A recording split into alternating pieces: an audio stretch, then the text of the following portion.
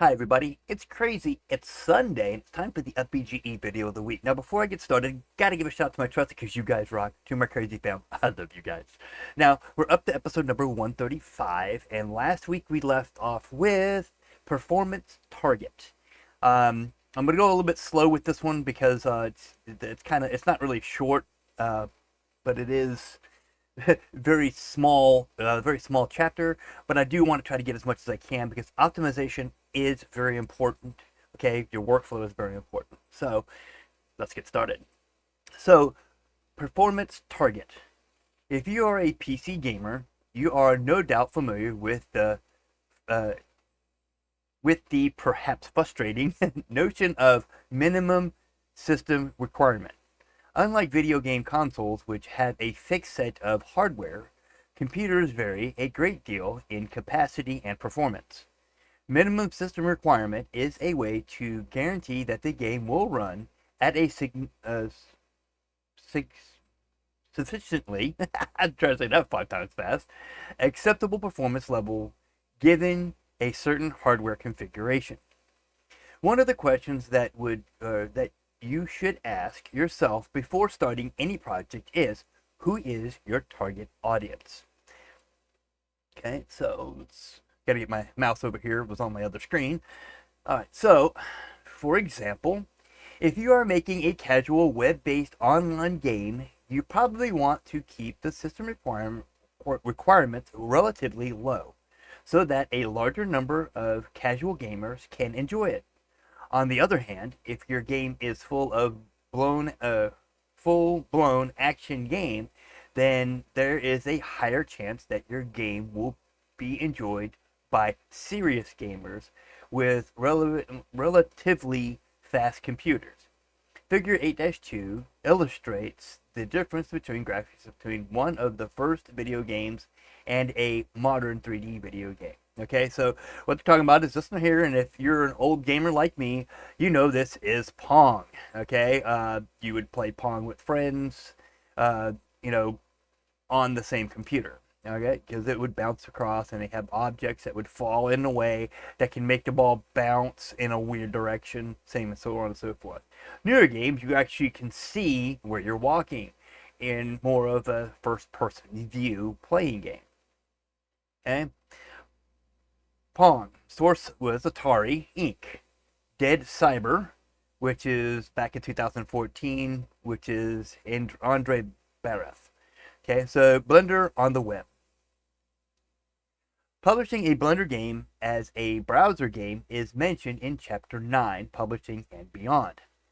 Once the minimum system target is set, you can start creating your game knowing exactly how much detail and complexity you can put into it. You can compromise details to achieve the performance you are looking for. Luckily for us, lowering the overall level of detail usually means the artists have less work to do. Okay, performance scaling. After a performance target has been decided, most game studios will have to think about how the game will run on hardware that is sufficiently faster or slower than the target platform. Big commercial PC games are excellent at scaling. They accomplish this by giving the user the option to change the game settings to fit a wide range of computers.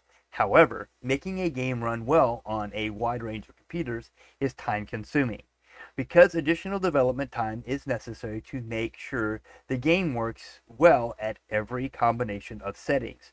For example, you don't want the game to leave out a graphics effect that is crucial to the gameplay just because the user has a slower computer. Blender has some built-in support for disabling certain advanced graphical features, which can help you in adapting the game to older computers. Figure 8-3 shows Yo Frankie running at 2 levels of detail. Okay, this is a lower detail, this is a higher detail. Notice the difference? When running in GSL mode, advanced shader effects can be turned off to reduce the workload on the graphics card. These settings can be found in the Render Properties editor shown in figure 8-4, which is this one right here.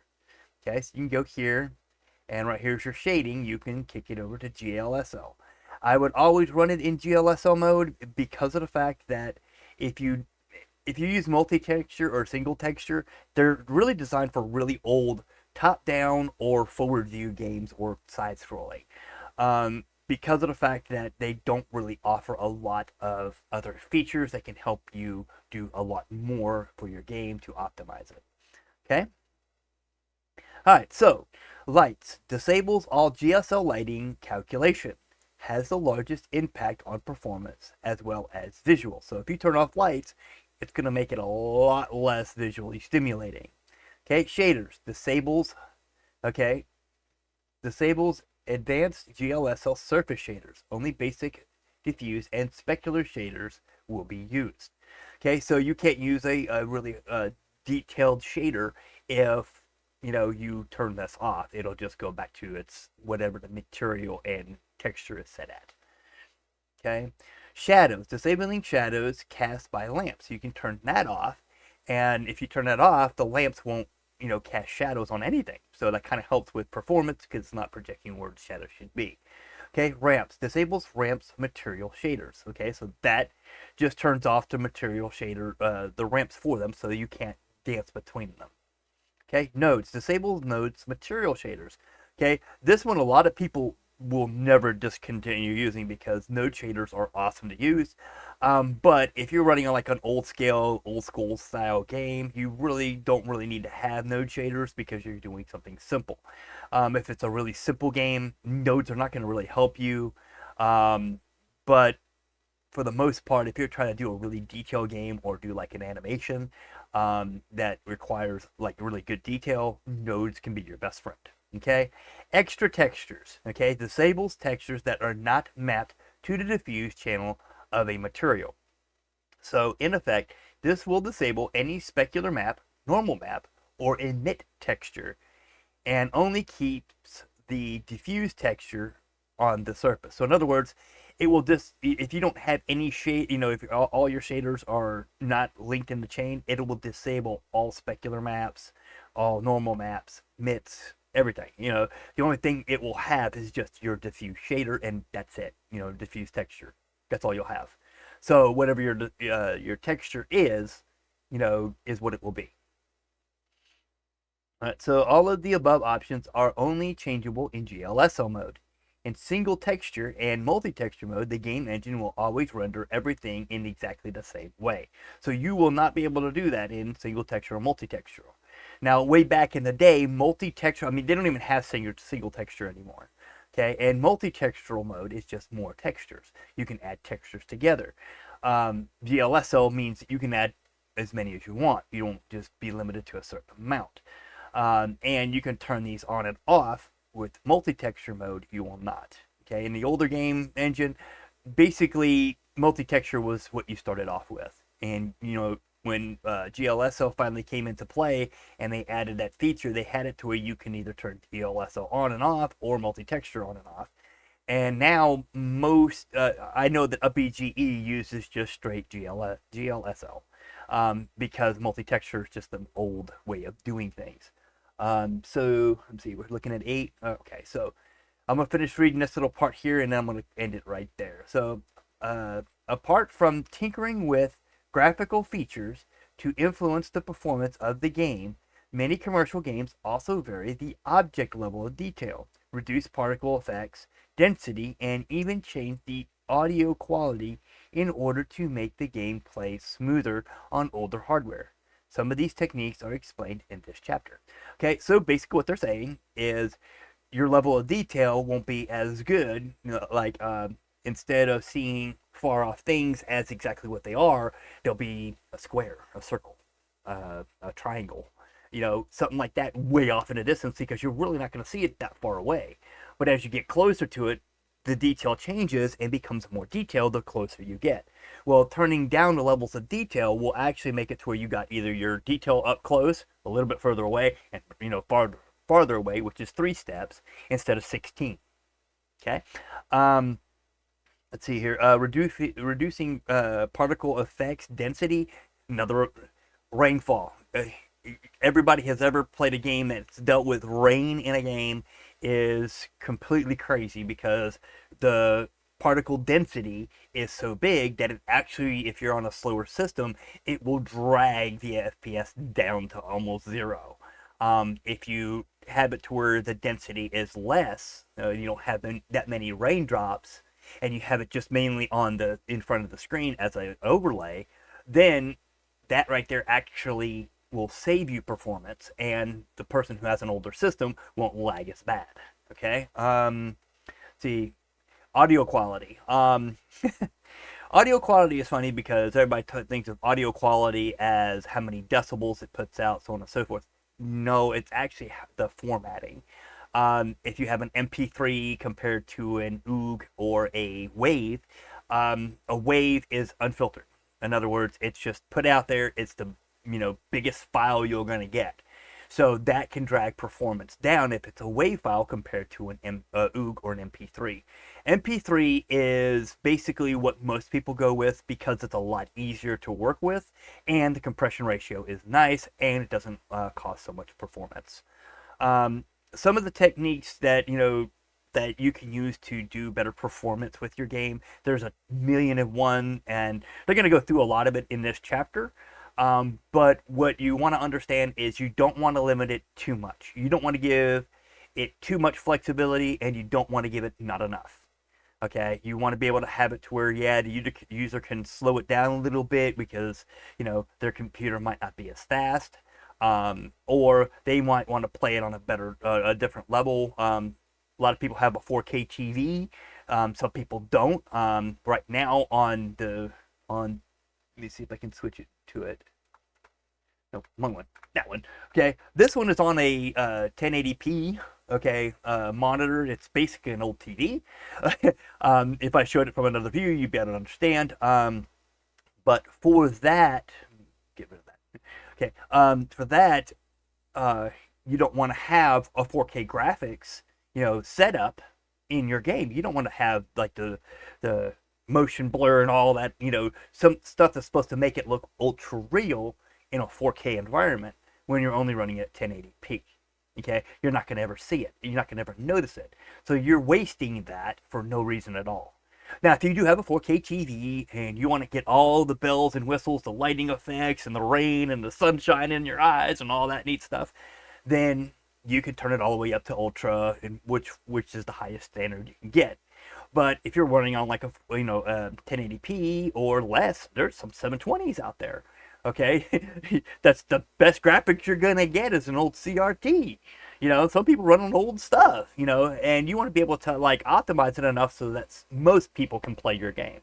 Okay, and not everybody's gonna have a 4090, a 3080 Ti. I mean, I remember back when I had a 1660 Ti and building a little play game that I was testing on was becoming a problem because of the fact that it couldn't keep up with building it. So I had to learn how to optimize, and optimization is a really good thing in games, and anybody who says that they don't optimize their game, they really need to take a step back and look, especially with modeling.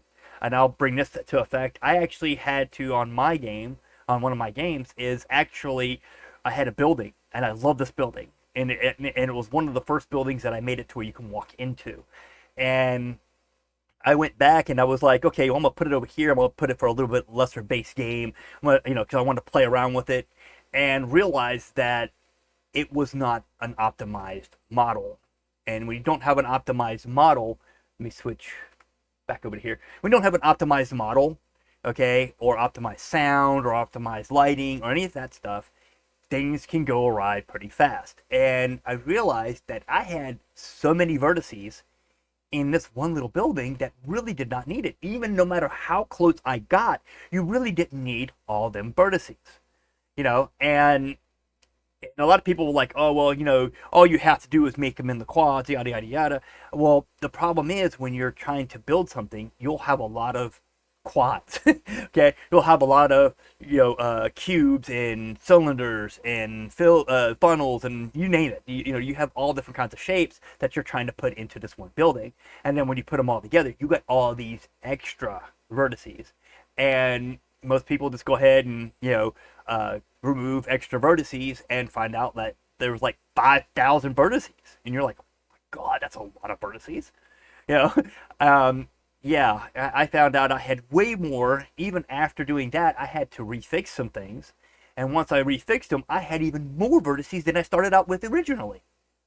So when you're building your game, think about base level, okay? And a lot of people say do it from the farthest perspective first, and then work your way up to your fully detailed, standing right in front of the wall.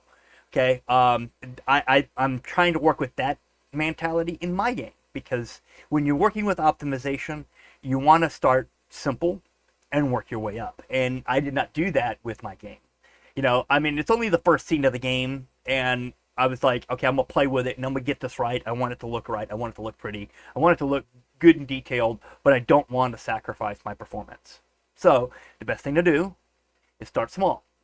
Start with a cube. Bring it out to a rectangle. There goes your building. Okay, now I want to put windows in it because, hey, that far away, you're really not gonna you're gonna see windows, but you're not gonna see through the windows. So you really don't have to have a clear window in there. So you can make a texture. Okay, build a texture that has the windows and stuff in it, and put it very far away. And as close you get to it, now it's gonna actually put real windows in there that you still can't see through, but you actually have the windows, which gives it a little bit more detail. Then when you get up really close, now you can see through the windows, and you see the trim work and all the other stuff. See, and that's just a 3-step point of view. Okay, level of detail. You got your rectangle with just textures on it as far away. When you get midway, you can actually see the some better texturing in the windows and the doors.